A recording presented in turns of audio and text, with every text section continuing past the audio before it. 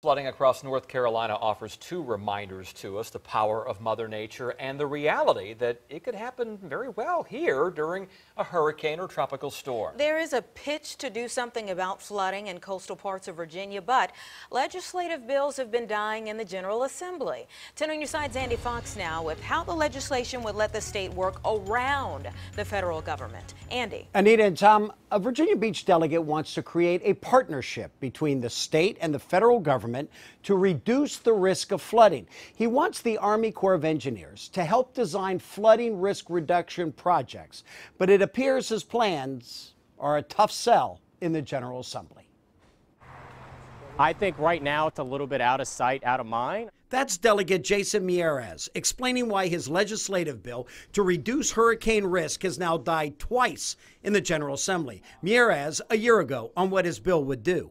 We could go to the Army Corps of Engineers and say, give us your 5 most critically important hurricane protection and flooding protection projects that you need to be done right now.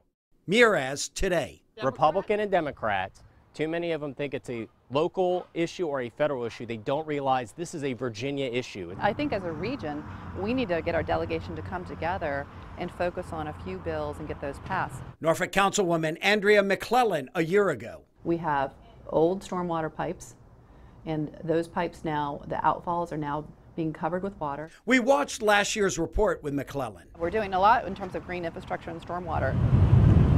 As Florence roared ashore, here in Virginia, Miyares says not a lot of new infrastructure to protect us has been put up, like seawalls, irrigation, drainage improvements, and a coastal resiliency authority that died in the General Assembly didn't help. I think as a region, we need to get our delegation to come together and focus on a few bills and get those passed. McClellan says Norfolk just passed what is called the most resilient building code in America and has a new coastal resilience revolving fund.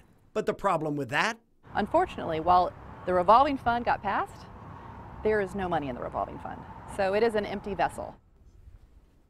An empty vessel. Delegate Miyares plans to resubmit his bill again in January. Good news, Virginia is about to name a new assistant to the governor on coastal adaptation, and there will be a constitutional amendment in November on tax breaks for people who improve property against flooding. In the newsroom, Andy Fox, 10 on your side.